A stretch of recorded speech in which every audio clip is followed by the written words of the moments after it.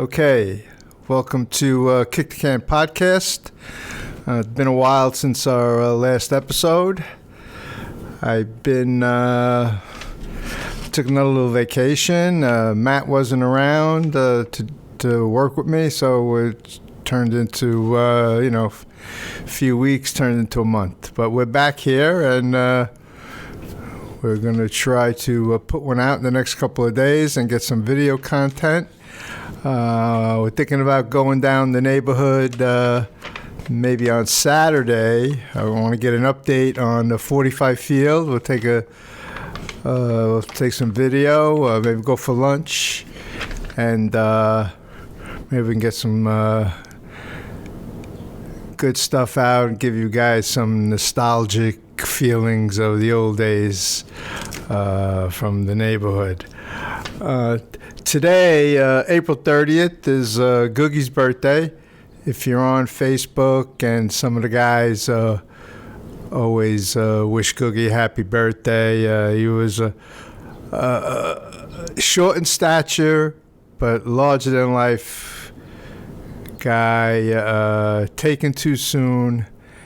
Nobody would have anything bad to say about Googie. And when we had him in his prime, grade school, high school, so much fun, Googie. So today's his birthday. He would have been 72. I don't recall when he passed.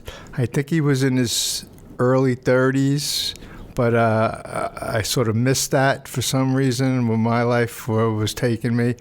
But I missed it, and I heard about it. So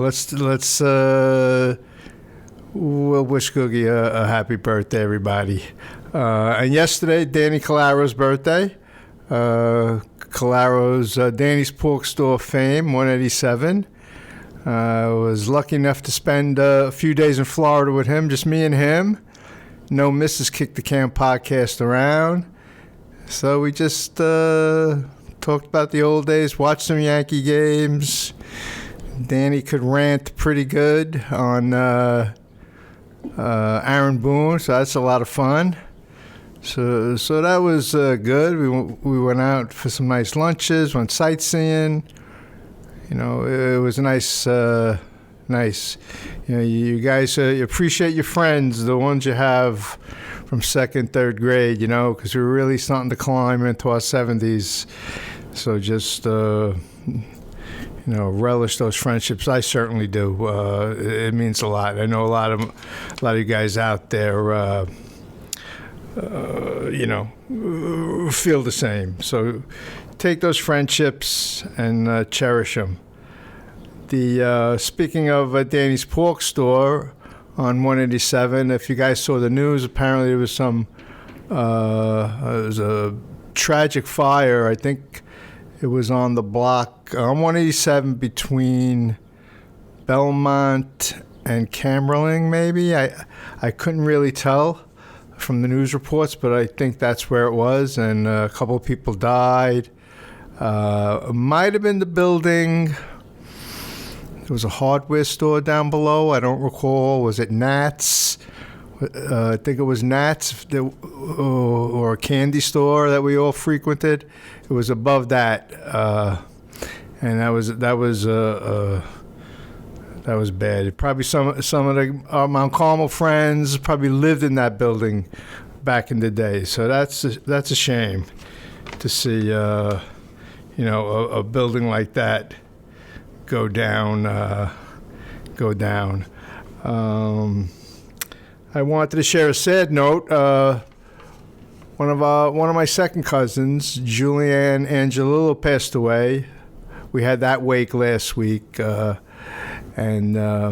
we headed out to Jersey. She got hit by a car. I don't think she was 80, but she was close to it. And we went out to the wake and saw some cousins. Mostly that group of family is they're my second cousins, but going through life, I was in their bridal party. I was like a first cousin to them, and that's the way they always treated me. So, we were really close, and I think Julianne out of that bunch is the oldest one, if I could recall right. She's the oldest cousin of all of them, and there's many of them. Got to connect with Jimmy Cantelmo. I call him Jimbo, and his wife Mia. They had never met my wife, so I'm married 34 years. So I think I ran into Jimbo and Mia once in the last, 10 years maybe, but they never met my wife, so that was kind of a chuckle. We promise to connect somehow moving forward. See if I can get him any interest in coming on with me and talking about the old days. Because even in those few minutes that I saw him at the wake, we really connected with some funny stories from back in the day. And he was there with his two sisters, Dodie and Maria. And nice to see those guys. And their older brother Jake, or Jake Jr. we call him. I think he lives in Cape Cod. He wasn't there, but it was, apparently he's okay. No bad news there. But I don't know if he listens to the podcast, but we hope he does. He's a good guy, Jake. Always we didn't have too many. He was a little bit older than me, and there weren't too many guys that are a little older than me that were positive influence. These guys were working guys, party guys, and him and Bobby Baird, they rode motorcycles, and they, I was just younger than them, but they embraced me in. They let me ride with them a few times, which was, to me, was a big deal. Those guys were pro motorcycle guys, and I was just like a startup. But the few rides that I had with them were special, and I remember them. I remember the times that we went on some rides. They knew the best roads to get down and hit the curves on some nice speed. They were great. Those guys were great. Good role models for me, and I remember all those good times. They always were. Jake Jr. with music would always be on the cutting edge. Talk about music, or he'd give you a mixtape. It wasn't AM radio stuff. It was just some a real mixture of stuff: jazz, rock, mellow rock, yacht rock, whatever they call it nowadays. But always good stuff. And every once in a while, I hear a song that I knew was on one of Jake's songs. It's always neat, and I always try to add that onto my playlist. Still to the day. What else we got going on? Got the funeral. Okay, that wasn't that was a low point, but I wanted to share with you guys. Liza Minnelli wrote a book, and Matt's going to put a picture of the cover of the book. I didn't read it all, but I thumbed through it, as we say, and I tried to locate the portion of the book where I was on tour with her, or she was with. We went on tour. It was her, Sammy Davis Jr., and Frank Sinatra, and it was a pretty long tour. We went across the United States. We went to Europe, and I think that was a few episodes back. I told the story about Liza sneaking the dog into Sweden and the whole fiasco that started with that. But as far as the Liza book, I'm not going to recommend it. I was more of a curious thing to see maybe if she mentions Gary Labriola. He worked for her for all those years. The bookings, was on tour with her, kept her together, when she was partying and just was really unfit to tour or sing or get on the stage. But I haven't seen any nods to Gary. I guess that's the business end of things, and really doesn't make for a good memoir, as they say. And Liza, she's she's pretty frail, so you're not going to see her like on any kind of talk show, or I haven't seen it anyway, hawking the book, or everybody has an outlet. They go on the talk shows, Today's Show, the liking like that, and try to sell the book. What I noticed was little snippets on social media.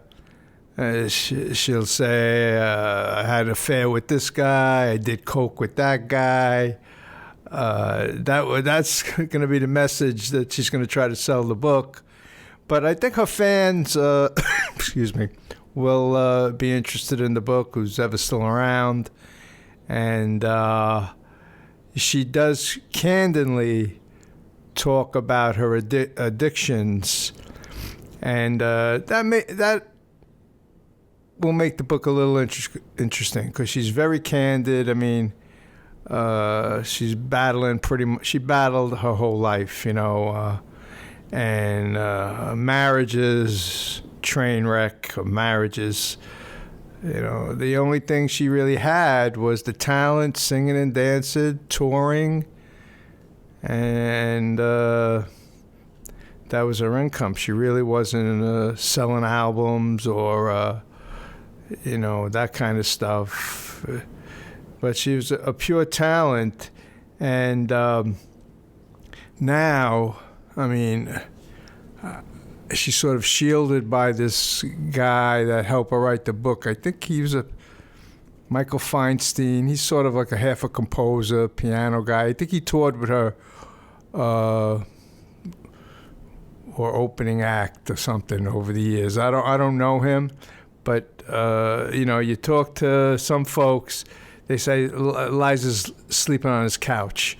So that's not good. All the years that she, traveled all over trying to make some money, and now I'm sure her health is failing, and she's, sleeping on Michael Feinstein's couch. So, I don't know, if you like Liza, give it a read, but it's nothing. She's got these friendships with the Studio 54 days, clothes designers. I think Andy Warhol was a good friend of hers. So it's kind of interesting with the celebrity connections in there. I was more interested to see if they're going to give any kind of a nod to to the business side of it. Like with Gary, really, he worked hard, gave a lot of years of his life to her, and really had not. He made a good living, but you're never home. And he was always the first to go. Every time she got a new business manager, a new husband, they didn't realize his value of booking the shows and getting her on the stage. She pretty much was a train wreck. Matt will put a picture of the book up also, and got a little Sinatra stuff this episode. Got a photo sent to me last week on a chain email with about 50 other people. The photo seems to be when they were they recorded this Duets album. Matt, look up what year the Duets 1 album came out. And I know I wasn't touring with Sinatra anymore, but they came up with this idea, which I thought was pretty brilliant. And I think the album... 93. I think the album did very well because the idea was good, and there was Duets 1 and 2, I think. And all these contemporary musicians, most of them, they recorded a Sinatra song, not in the same studio with him, the magic of technology.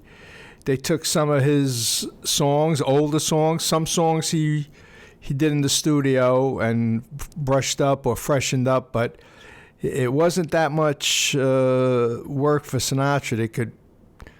He has such a enormous library of songs, so they were able to piece together these duets albums. And I don't have any on my playlist, but I know if you look into it, you might see somebody, like a contemporary artist. I think Bono, stuff like that is. Can you look that up, Matt? Who the artists on there?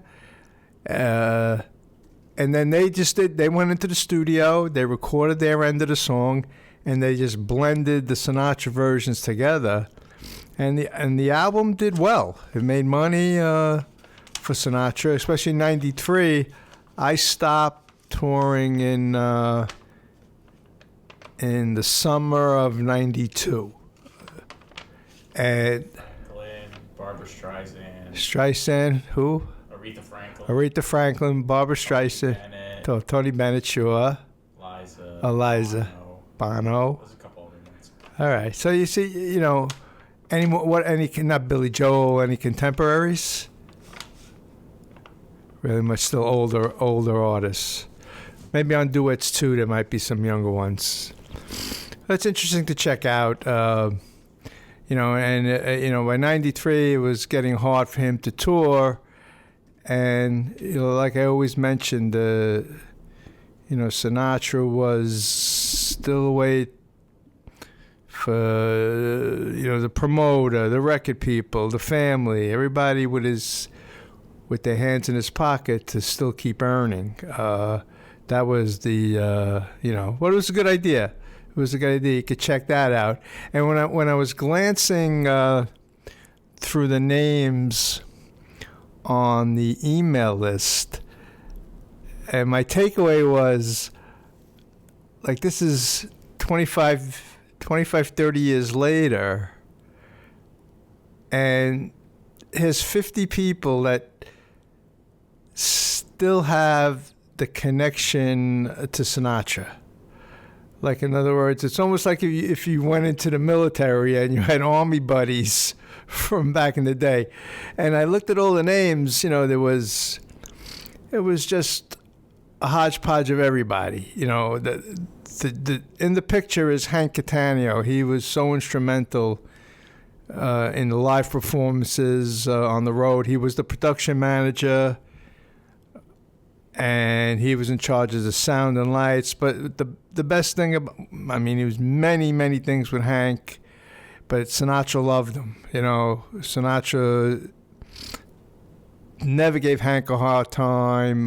He knew that Hank was, putting him on the stage, taking him off the stage. It was a big comfort level for the old man to have Hank around.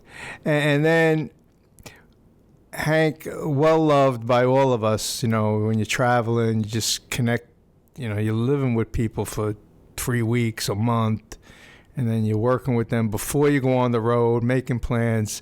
But on this email list there was sound guys, lighting guys,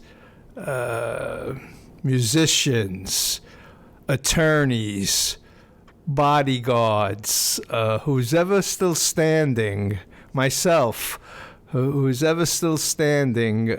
Hank included them on this email, which was great. It was really nice to see. And I was able to extract some emails of some folks to where I can reach out to some people. I've done that already. See if I can grab anybody, talk up Kick the Can podcast a little bit. Who knows? That's going to be moving forward. See if we can get some more interesting people on. Not that I don't enjoy all my buddies that come on. They help me out immensely, and it's going to keep helping me moving forward. So it's been fun with that stuff. With the Sinatra stuff too, I got to tell you a story. one of the people on the email list was a guy, Bobby Marks, and Frank Sinatra lived, his backyard butted up against Zeppo Marx's backyard. Palm Springs, maybe, I don't know, Beverly Hills, I don't know where. But Zeppo Marx, naturally, of the Marx brothers, I think he was the youngest. And so Frank pretty much was their neighbor. And before you know it, Frank Sinatra's putting the mug on Barbara Marx, and then they get divorced, Zeppo and Barbara, and then Barbara marries Frank Sinatra. We'll see if we can get a picture up. I think I have that picture with me and Barbara and Frank Sinatra we can put up, Matt. Yeah, so anyway, Barbara Marx, then now Barbara Sinatra, she had a son, Robert, with Zeppo, and great guy, great sense of humor. You know, you never think he was just really down to earth. A lot of fun. He, he was when Sinatra married Barbara, he came with the package, and Sinatra, the true stand-up guy that he was, he adopted the kid. He adopted Bobby, and Bobby would come on tour a lot, but he wasn't coming to Detroit. You know, he wasn't coming to Atlanta. When we went to the big spots, Paris, Monte Carlo, Japan, Australia, Bobby made it for those trips, and he was a sometimes those trips they could weigh you out a little bit physically, but he was a breath of fresh air. He always had a good sight on things after the show to go get a drink with and share a story, and he's one of those guys that I really feel fortunate enough. There's a lot of people I met in those few years that I was traveling, but Bobby was right up there with the group. So much that when I told him I was getting married and I was going to stop touring, they were, naturally they wished me the best. They got to know my future wife, because we were just down to earth, regular folks, and I think, in some way they embraced that stuff. They were really happy for me to be moving on, and Bobby, he was just a fixture, a guy you could talk to. That we invited him to our wedding, and he came. So just another last memory that I have of Bob Marks was, he was just. Oh, no, I'm not going to Paulie's wedding, go back all the way to Westchester. Didn't even blink. He was there, and I'm going to try to figure out a way how to reach out to him. Maybe I'll drop him an email and just to catch up with him, because I know he got married. He was, he was pretty much, if you can compare him to Robert John Kennedy Jr., Bobby was sort of like that. Big time bachelor, dating this model, that model, but never settling down. Then finally he did. I think he got married a little around the same time, a little bit after I did. So I like to connect with him. Sure, hopefully he's got children, and hopefully all is well with him. He had a great sense of humor, Bobby, and he was a pisser. He was a pisser all the time. Finally, he went out. He lived in New York, and then he moved out to California, naturally be near his mom. And she hung off for a pretty long time, Barbara Sinatra. She only died a few years ago.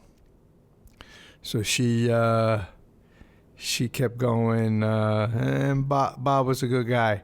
I have Sinatra would do a benefit concert. Barbara Sinatra had a children's hospital with her name on it in Palm Springs, I guess. And every year they would do a fundraiser for the hospital. And Sinatra would sing a few songs, but they would always have a headliner come in. Usually somebody from that stable, Stephen Eady, Liza, blah, blah, one of those acts. And always made money for the hospital. It was I think it was a golf outing too. So I have Hank sent me a CD of 6 songs, and it's probably the last live performance of Frank Sinatra, and it was at this charity event, golf outing, whatever it was called. So that I really cherish too. And he sounds pretty good. I think it was 95 maybe. I got to look at that. Maybe I'll take a picture. I could put that up on one of the future episodes. What else we got going on, Matt? You got 26 minutes. I got 26. I'm doing good. Got the book. Oh, yeah, I wanted to mention another thing. One last thing about the Liza book. I actually have some notes tonight. Thumbing through the book, she apparently was very close to Frank Sinatra because of Frank Sinatra's relationship with Judy Garland, back in the 40s and 50s. And apparently, Liza was friends with Mia Farrow the same way that, I think her father was either a movie star or a director, Mia Farrow's father. And so Mia Farrow grew up just like Liza on sound stages, on movie shoots, locations.